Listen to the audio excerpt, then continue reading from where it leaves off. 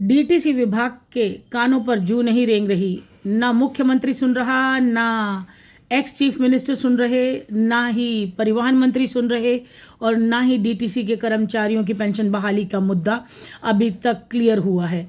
ये संघर्ष की श्रृंखला चल पड़ी है और अब ये मुद्दा पकड़ेगा आग और जहर उगलेंगे सभी के सभी कर्मचारी, डीटीसी कर्मचारी सरकार के खिलाफ, डीटीसी विभाग के खिलाफ और भ्रष्ट अधिकारियों के खिलाफ। 2 जनवरी 2025 नए साल की शुरुआत में ही आगाज होगा एक संघर्ष का, एक जुनून का, एक शोर का और एक कोहराम मचाया जाएगा और इस कोहराम में साथ देगी आपकी बेटी ऋतु मुंजाल। जी हाँ, नमस्कार, मैं हूँ ऋतु मुंजाल, अधिवक्ता एवं प्रधान caring and social welfare society.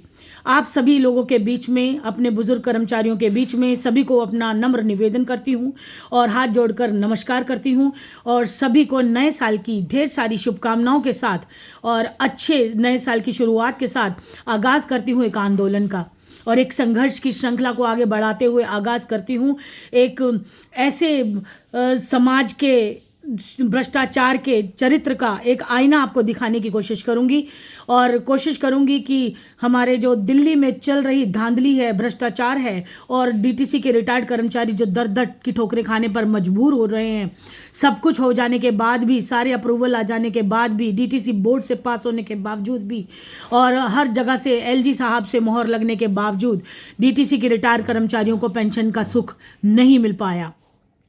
बीते साल हमने कोशिश की, जगह जगह पत्र लिखे, मुख्यमंत्री आतिशी जी को भी बार बार रिमाइंडर दिए, बार बार याद कराया कि धरने होंगे, प्रदर्शन होंगे, इससे पहले आप इनकी पेंशन दे दीजिए, लेकिन इनके कान पर जूं नहीं रेंगी। तो अब मुसीबत का ये पहाड़ जो बुजुर्गों के कर्मचारियों के सिर पर टूट रहा है उसको बर्दाश्त से बाहर हो रहा है और 2 जनवरी को सब कर्मचारी मिलकर धरना प्रदर्शन कर रहे हैं।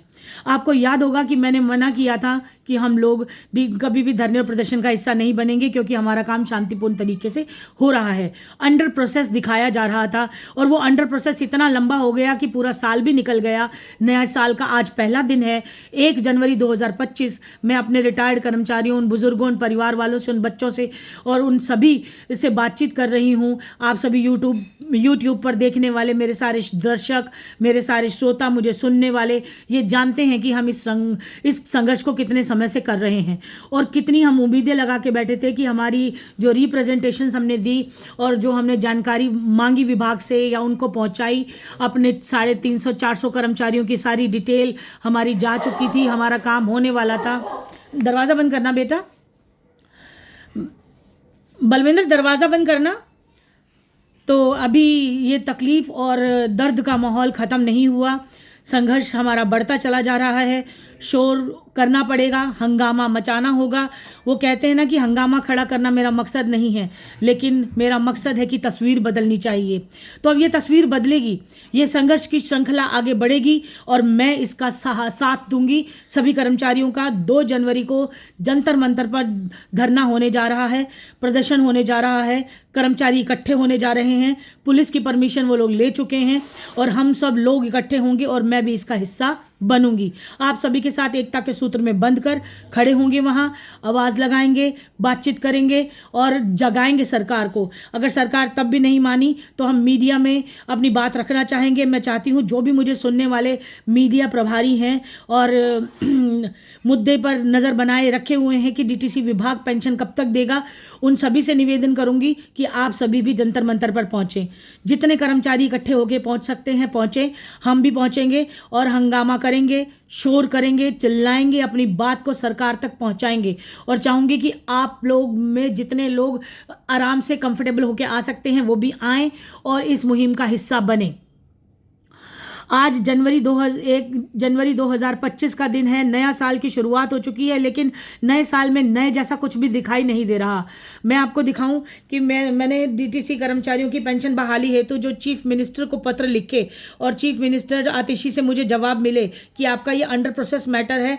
मैंने परसों रात को भी 4 बजे उनको मैसेज किया कि इनका अंडर प्रोसेस आप कब तक करते रहोगे, अल्टीमेटली आपको कोई सोल्यूशन देना है या नहीं हमें बताइए, वरना हम आर पार की लड़ाई लड़ेंगे।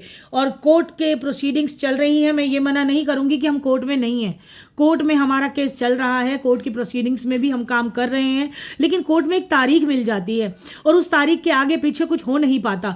इसलिए उस तारीख को तो हम रखेंगे ही अपनी नज़र में, और वो जनवरी की ही तारीख है, वो भी जल्द आने वाली है, ज़्यादा दूर नहीं है, लेकिन वो मैं आपके साथ बाद में डिस्कस करूंगी। पहले मेरा मकसद है कि कल के लिए मैं आपको एक इन्फॉर्मेशन दे दूं, और ये बहुत इंपॉर्टेंट जानकारी देने के लिए मैं आप लोगों के बीच में आई थी कि मैंने चीफ मिनिस्टर को लिखा था कि मुझे अपडेट बताइए। ये मैंने आतिशी जी को रिमाइंडर भेजा था। अब ये यहाँ पे शायद दिखेगा नहीं या विजिबल नहीं हो पा रहा है,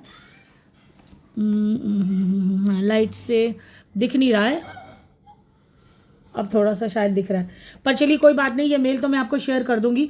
और मैंने इसमें लिखा था request for immediate appointment of implementation of DTC pension scheme regarding retired employees of DTC.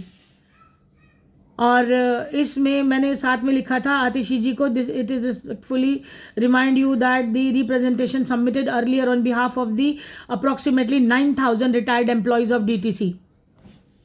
और ये 9,000 जो एम्प्लॉयज़ हैं, कर्मचारी हैं, इनके बिहाफ पर पत्राचार के माध्यम से जानकारी दी गई और उनको पहुंचाई गई इन्फॉर्मेशन।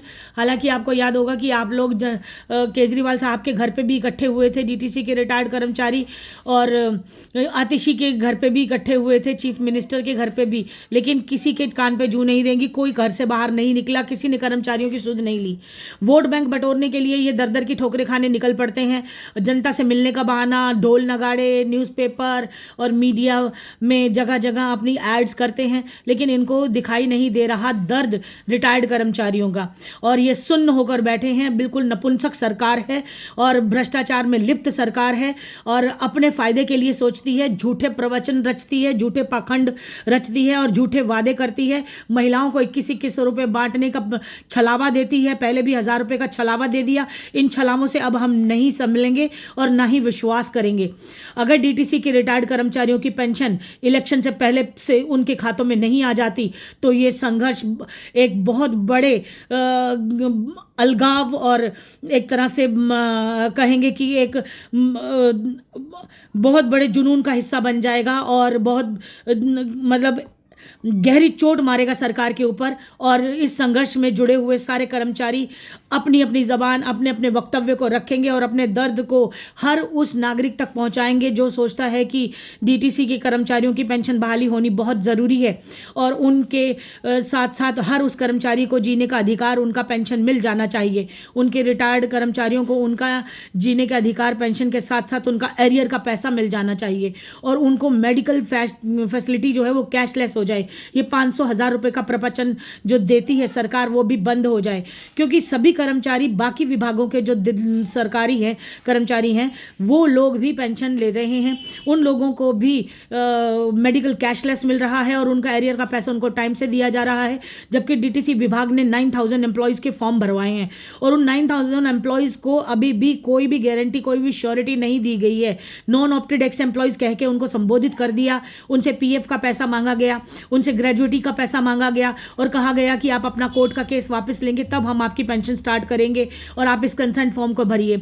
हमने काफ़ी फॉर्म्स भरे जिनमें हमने लिखा कि कंसेंट हम नहीं दे रहे हैं, सिर्फ हम अपनी कंसेंट दे रहे हैं कि हमें पेंशन की ज़रूरत है और हम अपनी डिटेल भेज रहे हैं। काफ़ी कर्मचारियों ने कंसेंट मान भी ली, पीएफ का पैसा और ग्रेजुएटी का पैसा रिटर्न करने के लिए भी आ गए। आप देखिए जिनके पास रोटी खाने के पैसे नहीं हैं, जिनकी हालात इतनी नाजुक हैं कि उनके घर में परेशानी चल रही है और उनको 30 साल 35 साल रिटायर हुए हो गए और उनको पैसा नहीं मिला, उनको पेंशन नहीं मिली, उनको रिटायरमेंट का एरियर का पैसा नहीं मिला, उनको ज़बरदस्ती वीआरएस देकर धक्के मारकर निकाला गया डीटीसी से, और आज भी वो दर दर की ठोकरें खाने को मजबूर हो रहे हैं और रिक्वेस्ट कर रहे हैं बार बार।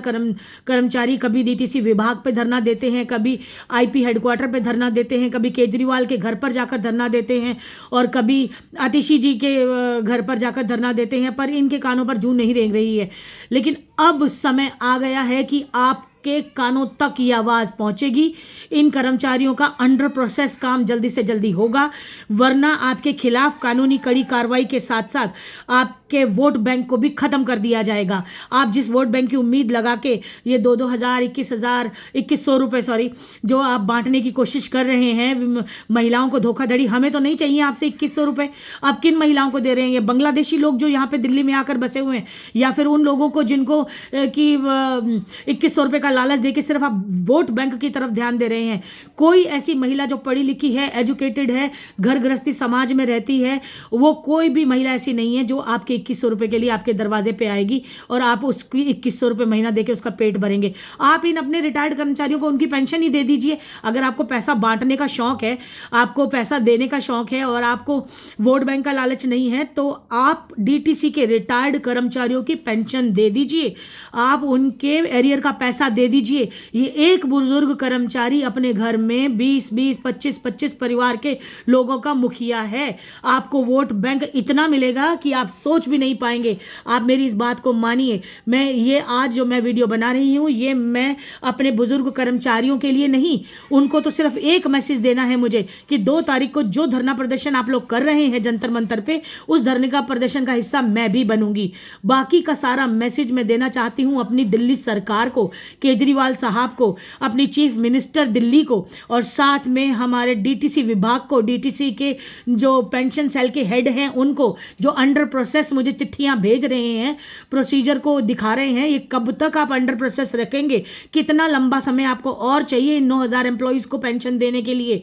ये जल्दी से जल्दी कर दीजिए। जब आप रातों रात ऑटो चालकों के अकाउंट में 5-5 हज़ार रुपये डाल सकते हैं, आप रातों रात जितने भी कैब वाले हैं या टैक्सी ड्राइवर्स हैं उनकी मदद कर सकते हैं, तो आप क्यों नहीं इन अपने ही रिटायर्ड कर्मचारियों को, जिन्होंने 30 साल 35 साल 40 साल अपनी नौकरी की है और पूरा का पूरा जीवन आपके नाम किया है, आपके डीटीसी को सिस्टम को चलाया है, उसका हिस्सा बने हैं और इनकी वजह से ही बसें सड़कों पे दौड़ी हैं और सुविधाएं मिली हैं सिटीजन्स को, आप इनको इनका हक दे दीजिए। इनका जीने का अधिकार, पेंशन है, वो इनको दे दीजिए। इनका एरियर का पैसा इनको दे दीजिए। और अगर आप नहीं देंगे और इस तरह से साल पे साल गुजरते चले जाएंगे, कहाँ 2019 का संघर्ष, आज 2025, 6 साल लगातार हो गए हमें आपके पीछे लगे हुए। आपको केजरीवाल साहब को याद होगा कि 2019 में जब हम आपसे मिलने आए थे आपके घर पे और आपने बड़ी मुश्किल से हमें अंदर आने दिया था, 10-20 कर्मचारियों के साथ मैं अंदर आई थी, तो आपने सीधा मेरा अपना फ़ोन मिला के मेरे कान पे लगाया और बोला आप ट्रांसपोर्ट मिनिस्टर से बात कीजिए। ट्रांसपोर्ट मिनिस्टर यानी कैलाश गहलोत साहब, जो आपका विभाग छोड़कर जा चुके हैं, आपकी सरकार को छोड़कर जा चुके हैं, आपके सिस्टम को छोड़ के जा चुके हैं और वो जाके पार्टी बदल चुके हैं, उनसे बात कराई थी और आपने कहा जाके ट्रांसपोर्ट मिनिस्टर से मिलिए। जब मैंने कैलाश गहलोत जी से उस टाइम फ़ोन पे बात की आपके फ़ोन से, तो उन्होंने मुझे कहा कि आप मेरे ऑफिस आ जाइए, और ऑफिस था इनका 8वीं मंजिल पर, मिनी सेक्रेटेरिएट में, सेंट्रल सेक्रेटेरिएट। वहाँ हम पहुँचे 8वीं मंजिल पर, तो वो जनाब अपने ऑफिस में नहीं थे। उनके पीए या कह लीजिए उनके सेक्रेटरी थे संजय दीवान साहब, वो मुझे मिले। उन्होंने कहा कि मैडम आप अपना ग्रीवेंस बता दीजिए, आप तो खुद अधिवक्ता हैं, आप इनका कोर्ट में क्यों नहीं ले जाते केस, और ये तो पेंशन इनको मिलेगी ही नहीं, ये तो वीआरएस लेकर रिटायर हुए हैं, इनका ये तो अपना एरियर का पैसा ले चुके हैं, इन्होंने खुद लिख कर दिया है, ये नॉन ऑप्टेड है। ऐसी ऐसी फालतू की बातें करके मेरा समय खराब किया। हालांकि उससे भी मैंने निचोड़ निकाला कि ये ऐसे नहीं मानेंगे, इनका केस कोर्ट में डालना होगा। कोर्ट में डला हुआ केस भी आज एक कह सकते हैं उसको कि लास्ट स्टेज पे चल रहा है और एक चरम सीमा उसकी भी आ चुकी है। और आज की डेट में मैं पहले अकेली करीब 100-150 केस कर्मचारियों को लेकर चली थी, लेकिन वो जुड़ते जुड़ते धीरे धीरे यूनियन के कर्मचारी भी साथ हो गए, मेरे कर्मचारी भी 300-350 को मैंने इम्प्लीड जो किया। उसके बाद जितनी भी फाइलें बाकी के कर्मचारियों की इधर उधर पड़ी थी, जगह जगह हाई कोर्ट में पड़ी थी, वो सारी इकट्ठी होकर करीब 2500 केसेस मर्ज कर दिए गए। चाहे उसमें जेएस मल्होत्रा वर्सेस डीटीसी हो, चाहे उसमें ईपीएफओ वर्सेस डीटीसी हो, और डीटीसी विभाग के खिलाफ सारे कर्मचारी जो यूनियन में के मेंबर्स हैं वो, और जो कर्मचारी मेरे साथ जुड़े हैं जिनकी पर्सनली हमने फाइलें बनाई, जिनके token number, batch number, joining letter, date of retirement, date of joining, उनके सब डॉक्यूमेंट्स हमने भेजे। और उन सारे डॉक्यूमेंट्स और फाइल्स के साथ लिस्ट बनाकर मैंने विभाग में भेजी और विभाग के साथ साथ मंत्रालय में भेजी, डीटीसी विभाग के पेंशन सेल में भेजी और साथ साथ चीफ सेक्रेटरी दिल्ली को भी तलब किया, उनको भी लिस्ट भेजी मैंने, CMD DTC को भी भेजा, रिप्रेजेंटेशन बनाकर भेजी। LG साहब को आपको याद होगा कि मैंने LG लिस्टिंग पोस्ट की पोर्टल पे जाके सबके अलग अलग ग्रीवियंस भी रजिस्टर कराए थे।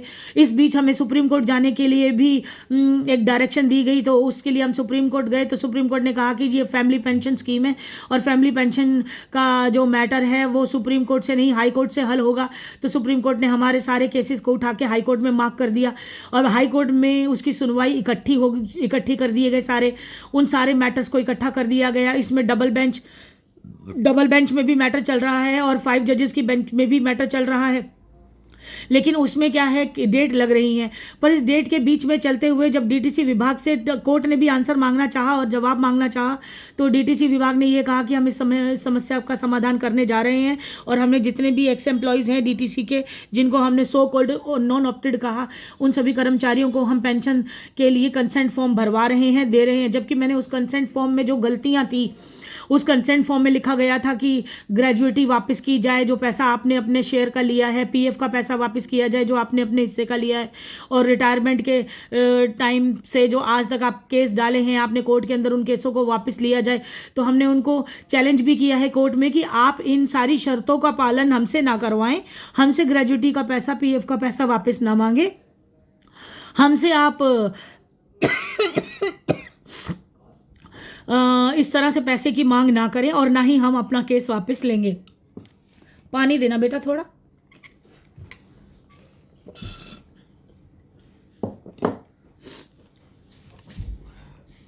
तो इन सारी बातों के बावजूद भी मैंने इस चीज़ को भी कोर्ट में स्टे लेने के लिए और साथ में आप सभी कर्मचारियों की पेंशन बहाली जल्दी से जल्दी हो जाए और इमीडिएट इफेक्ट के साथ की जाए, इसके लिए भी कोर्ट को रिक्वेस्ट की। लेकिन कोर्ट ने उस दिन हमें ये कहकर नेक्स्ट डेट लगा दी कि एक 5 जजेस बेंच में मैटर पेंडिंग है और EPFO और DTC अभी इस पर मंथन कर रहा है, जवाब दे रहा है। इट मीन्स मतलब अंडर प्रोसेस है। तो जब DTC विभाग को ये पता चल गया कि हाँ जी इसमें अब डेट लग गई है, तो अब ये फिर ढीले पड़ गए। DTC विभाग ढीला पड़ गया, कर्मचारी लेकिन सोए नहीं, वो बेचारे रात दिन सुबह शाम एक ही चीज़ का इंतज़ार कर रहे हैं, पेंशन। और पेंशन की टेंशन उनको खाए जा रही है। इस पेंशन की टेंशन का समाधान कैसे करेगी सरकार, ये सरकार जाने। आज 1 जनवरी को मैं आगाज़ कर रही हूँ कि हम रिटायर्ड कर्मचारियों की पेंशन बहाली हेतु चाहे चीफ मिनिस्टर के दरवाजे तोड़ के अंदर घुसना पड़े हमें, चाहे हमें चीफ सेक्रेटरी के पास जाके उनसे बात करनी पड़े। ट्रांसपोर्ट मिनिस्टर तो भाग गए हैं छोड़ के सरकार को, तो अब हमें ये नहीं पता कि ट्रांसपोर्ट मिनिस्ट्री को कौन संभाल रहा है और कौन उस पर कार्रवाई करेगा और क्या प्रोसेस हो रहा है। ये अंडर प्रोसेस का खेल भी काफ़ी दिन चला। अभी 26 तारीख को मेरे को लेटर आया चीफ मिनिस्टर के यहाँ से, और मैंने आपको जैसा बताया था रात को फ़ोन भी आया वहाँ से प्रदीप गुप्ता जी का कि मैडम बताइए क्या ग्रीवेंस है, क्यों मिलना चाहते हैं आप। तो जब बताया गया कि DTC के पेंशन के लिए और उन के कर्मचारियों के लिए मिलना चाहते हैं, तो जवाब मिला हमें कि हम अभी प्रोटोकॉल चल रहा है और जल्दी ही हम आपको तलब करेंगे और आपको बताएंगे कि आप मिल सकते हैं या नहीं मिल सकते। चलिए मिलिए मत, हमें मुलाकात से कोई फ़ायदा नहीं होगा, ना हमें आपकी शक्ल देख के बहुत खुशी होनी है। आपके चेहरे में कोई ऐसा नूर नहीं, आपकी अंदर कोई काबिलियत है तो आप इन कर्मचारियों की पेंशन बहाली कर दीजिए। मैं आपको जो मैसेज दे रही हूँ उस मैसेज पर आप गौर करिए। 2 तारीख को धरना प्रदर्शन जो होने जा रहा है जंतर मंतर पे, उसमें मैं भी पहुँचूंगी और हमारे जितने कर्मचारी बेचारे कमज़ोर हालात में और इस ठंड के मौसम में पहुंचने की कोशिश करेंगे, और ना पहुंचना पड़े, शाम तक मेरे पास जवाब आ जाए तो बहुत बढ़िया होगा और मैं नई वीडियो बनाकर आप सबको जानकारी दे दूंगी कि क्या आगे हमें करना है। लेकिन अभी आज सुबह 1 जनवरी 2025 नए साल की शुरुआत के साथ मैं बहुत ज़्यादा डिस्टर्ब्ड माइंड से बात कर रही हूँ और बहुत ज़्यादा स्तब्ध और परेशान होकर कर्मचारियों की नाजुक हालत को देखते हुए, सर्दी का मौसम देखते हुए और DTC विभाग से कोई रिस्पॉन्स ना आते हुए सिर्फ अंडर प्रोसेस की बात कहकर अपना पल्ला झाड़ लेने के क्वेश्चन मार्क के साथ आपके साथ आकर जुड़ी हूँ। और नए साल की ये जो पहली वीडियो मैं आपके साथ शेयर कर रही हूँ, इसमें मैं आगाज़ कर रही हूँ एक बहुत बड़े जुनून और संघर्ष के साथ DTC विभाग के साथ टक्कर लेने का। और इस टक्कर को ऐसे लिया जाएगा कि अब बातचीत कागजी कार्रवाई में नहीं होगी, अंडर प्रोसेस और पेपर वर्क का जो प्रोसीजर है वो कोर्ट में छोड़ दिया है हमने और कोर्ट के ऊपर छोड़ दिया है। जो तारीखें आएंगी उन तारीखों पे देखा जाएगा।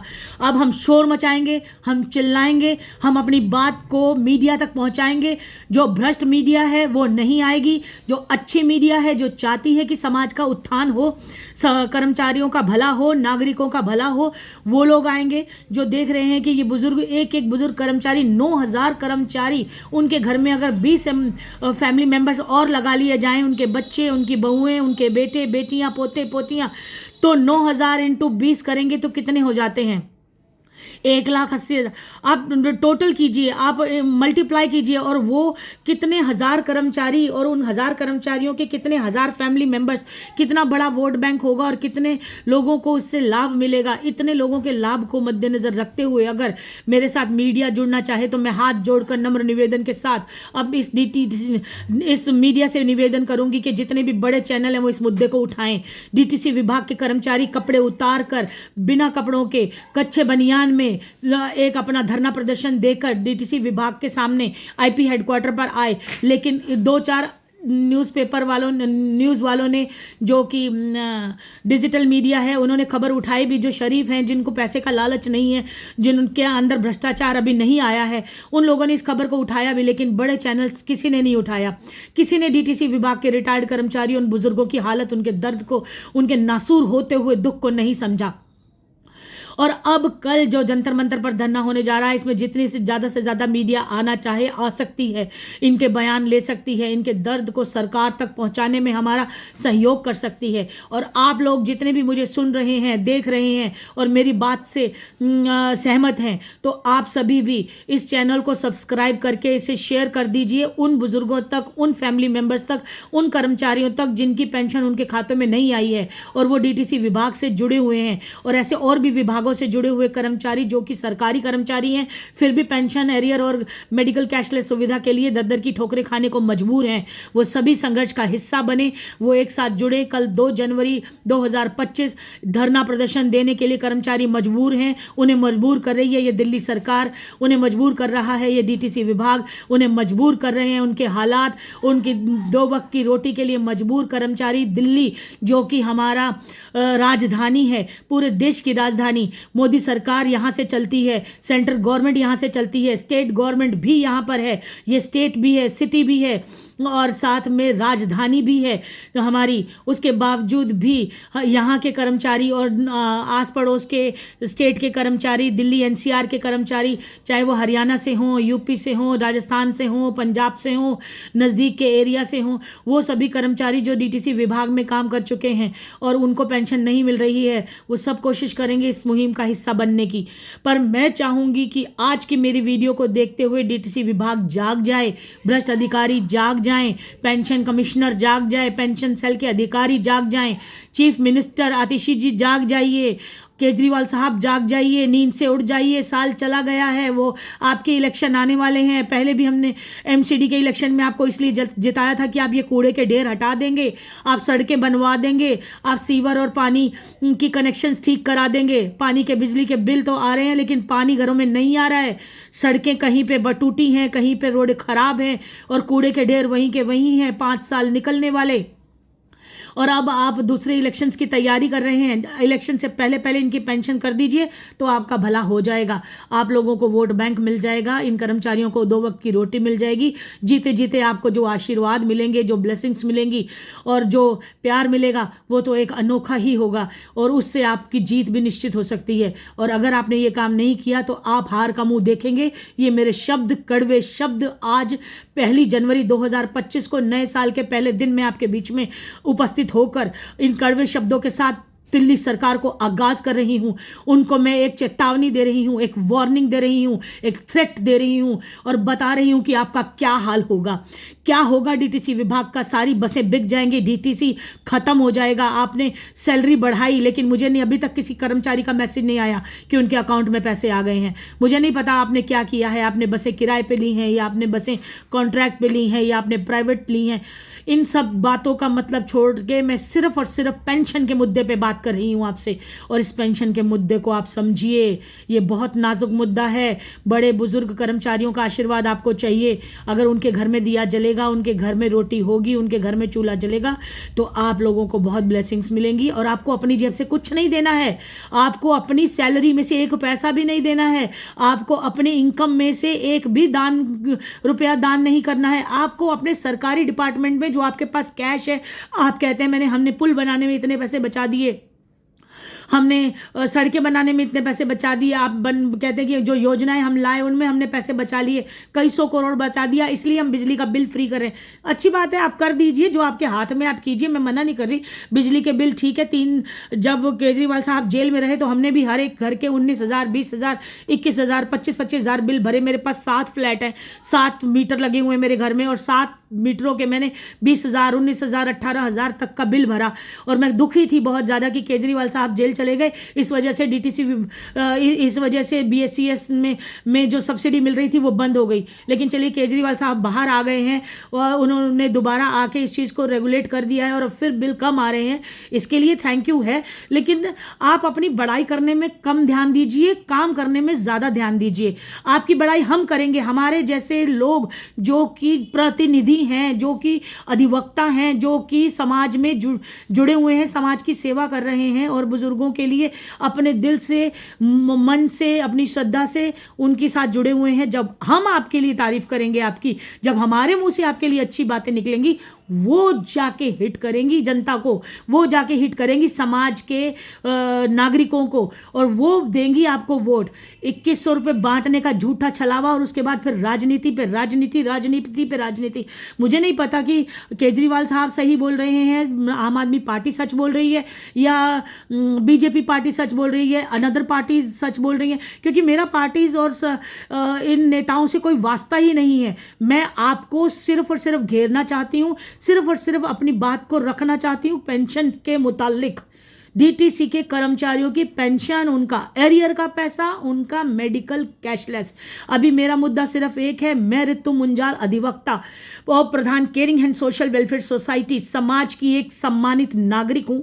और इस नागरिक होने के बावजूद, एक प्रतिष्ठित नागरिक होने के साथ साथ, मैं एक जिम्मेदार नागरिक होने के साथ साथ एक बेटी भी हूँ, एक माँ भी हूँ, और इन सभी बुजुर्गों की सेवा में नतमस्तक हूँ। अपनी मर्जी से हूँ, अपने दिल से हूँ। और मैं अगर आपकी तारीफ नहीं कर रही हूं तो समझ लो आपका वोट बैंक नहीं बनेगा।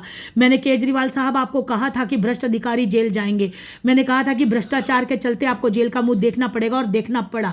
चाहे इल्जाम सच्चा हो या झूठा हो, इसका फैसला कोर्ट करेगी, और हम बताएंगे कि आप कैसे बाहर आएंगे और कैसे इन मुसीबतों से बाहर निकलेंगे। हमसे सलाह लीजिए, आपको सही कानूनी जानकारी भी देंगे, कोर्ट में भी आपकी पूरी मदद करेंगे। जिस दिन आपको अरेस्ट किया जा रहा था, जिस दिन आप राउज एवेन्यू कोर्ट में आपके खिलाफ भ्रष्टाचार के इल्ज़ाम लगे थे, सुबह जिस टाइम आपको लाया गया था, उस टाइम मेरे पास भी एक केस था। PMLA एक्ट है, prevention of corruption laundry act. उस केस में मेरे पास भी एक कर्मचारी था डीटीसी MCD विभाग का, जिसके ऊपर सिर्फ 10,000 रुपये रिश्वत लेने का आरोप था, और उस कर्मचारी की बेल एप्लीकेशन मैंने कोर्ट में लगाई हुई थी, और उसके ऊपर आर्ग्यूमेंट थे। फारूक साहब की कोर्ट थी, मोहम्मद फारूक साहब की कोर्ट में मैं जा रही थी, और आपको पेश करना था। इस वजह से कोर्ट के सारे रास्ते बंद कर दिए गए थे, और हम किसी मुश्किल से गाड़ी घुमा के मैं कोर्ट के अंदर पहुंची थी। 9:30 पौने 10 में फिर भी पहुंच गई थी। 10 बजे जज साहब बैठे, इधर से आप अरेस्ट होने के लिए आपको लेके आया जा रहा था, और उधर से मैंने आर्ग्यूमेंट किए थे उस मासूम और बेकसूर कर्मचारी के लिए। MCD विभाग जिसके ऊपर 10,000 रुपये रिश्वत का इल्ज़ाम लगा था, जो कि उसने ली नहीं थी, और मेरे पास पुख्ता सबूत थे कि उसने रिश्वत ली नहीं है, इसको फंसाया जा रहा है। और मैंने आर्ग्यूमेंट किए थे, कोर्ट ने उसमें सुना और मुझे रिलीफ मिला। शाम को वो आदमी छूटा और आप जेल चले गए। ये सिस्टम है, ये जुडिशरी है, सत्य की जीत होती है, यहाँ इंसाफ मिलता है, न्याय मिलता है, और आप भी बेल पे बाहर आ गए हैं। हो सकता है आपके ऊपर भी लगे जो इल्ज़ाम है वो झूठे हों, उनको साबित करिए कोर्ट में, लेकिन उसके साथ साथ आप जो भलाई के काम का ढिंडोरा पीटते हैं, उसको पीटने की बजाय आप काम करके दिखाइए। हॉस्पिटल्स को आपने क्या बड़ा किया है, बढ़िया किया है, मुझे नहीं पता। जब तक मैं इंदिरा गांधी हॉस्पिटल, द्वारका कोर्ट के सामने है इंदिरा गांधी हॉस्पिटल, सरकारी हॉस्पिटल, मेरी माँ का नाम है इंदिरा मुंजाल, इंदिरा गांधी हॉस्पिटल हॉस्पिटल मेरे पापा ने अपना आखिरी दम उसी हॉस्पिटल में तोड़ा था, और सिर्फ इसीलिए तोड़ा था क्योंकि वहाँ पर इलाज की सुविधा नहीं थी, और वहाँ पर उनको हार्ट का अटैक हुआ और हार्ट में उनके पेन हुआ, और 10 मिनट 15 मिनट बाद नालायक डॉक्टर्स को ये समझ में आया कि हमारे पास तो मशीनें ही नहीं है, हमारे पास तो सीनियर डॉक्टर ही नहीं है, हमारे पास तो कोई सुविधा ही नहीं है, तो हम इसको रेफ़र करते हैं पेशेंट को। जितनी देर उन्होंने रेफ़र करने में लगाई उतनी देर एम्बुलेंस में पैर रखते ही मेरे पिताजी ने दम तोड़ दिया। 8 अगस्त 2023। ये दर्द भरा हादसा मैं भूल नहीं सकती, ये तकलीफ मैं भूल नहीं सकती। आप कहते हो मैंने हॉस्पिटल्स को मेंटेन कर दिया, मैं नहीं मानती। अब अभी कोई बीमार नहीं हुआ है या किसी को जाने की ज़रूरत नहीं पड़ी है, लेकिन भगवान ना करे आज मेरी माता जी की भी तबीयत काफ़ी ख़राब लग रही है। मैं सुबह सोने कह रही हूँ मैं हॉस्पिटल लेके जाती हूँ, लेकिन मुझे नहीं लगता कि मैं उनको सरकारी हॉस्पिटल में ले जाके उनको बचा पाऊँगी या इलाज करा पाऊँगी, क्योंकि फिर मशीनों की दिक्कत होगी। एक्सरे की आपके पास मशीन नहीं है, अल्ट्रासाउंड की आपके पास मशीन नहीं है, आप किसी को इलाज पता नहीं देंगे या नहीं देंगे, मुझे कोई भरोसा नहीं है। और मैं उनको तब देखूंगी जब भगवान ना करे हम कभी बीमार हो और हमें जाना पड़े। लेकिन ये डीटीसी विभाग का जो मुद्दा है, ये जो रिटायर्ड कर्मचारियों का मुद्दा है, इसके लिए मैं केजरीवाल साहब को याद दिला दूं, 6 साल पहले जब हम आपसे मिले, आपने ट्रांसपोर्ट मिनिस्टर से मिलने के लिए कहा, फिर उसके बाद ट्रांसपोर्ट मिनिस्टर से 6 महीने साल बाद मैं उनके घर मिलने गई, कर्मचारियों को साथ लेके गई, तो उन्होंने क्या बकवास की और क्या बदतमीजी से बात की कि इस लेडी को बाहर निकाल दो, जितने भी डीटीसी के कर्मचारी जो पेंशन की बात करने हैं उनको बाहर निकाल दो। इस तरह से उल्टी सीधी बात की। मेरा बच्चा मेरे साथ था, उसको वो मोबाइल से वीडियो बना रहा है या फोटो खींच रहा था, तो उसका मोबाइल छीन लिया आपके कैलाश गहलोत के पीए ने और मिसबिहेव किया। सीनियर वकील मेरे साथ थे जिन्होंने अपॉइंटमेंट ली थी, मैंने उनके खिलाफ एफआईआर भी कर रही और चाहा कि केस बनाऊं, मुद्दा बनाऊं और इसको इशू बनाऊं, पर ये मैं पर्सनल मुद्दे बनाकर लिटिगेशंस को बढ़ाना नहीं चाहती। मैं उस सब्र का घूंट पी गई, उस बेइज्जती, उस मानहानि को बर्दाश्त कर गई, सिर्फ इसलिए कि ये डीटीसी कर्मचारियों का सुत ले लेंगे। और कैलाश गहलोत जी ने कोशिश भी की, एक पहल भी की कि ये कर्मचारियों की सुने, और उन्होंने नॉन ऑप्टेड कर्मचारियों की जो एक मीटिंग की थी 35/2022, एक सर्कुलर भी आया, एक नोटिस भी आया कि उनको सुन लिया गया है और उनका ग्रीवियंस पे अमल हो रहा है, और कंसेंट फॉर्म भी निकाले गए, पेंशन के फॉर्म भी भरवाए गए, सबसे उनके नाम, पता, address, token number, batch number, email ID सब लिया गया, उनका एड्रेस सब लिया गया, लेकिन उसके बावजूद भी वही ढाक के 3 पात। और आज 2024 चला गया है, 2025 के पहले दिन हम लोग फिर वही उसी मुद्दे पर, उसी दर्द और उसी परेशानी के साथ बातचीत कर रहे हैं। और मैं मजबूर हूँ ये कहने के लिए कि हमें धरना करना पड़ेगा, हमें शोर शराबा करना पड़ेगा, हमें कोहराम मचाना होगा और हमें सॉल्यूशन ढूंढना होगा, और इस सरकार के बंद कानों में तक अपनी आवाज़ को पहुंचाना पड़ेगा, इनके कानों को खोलना होगा।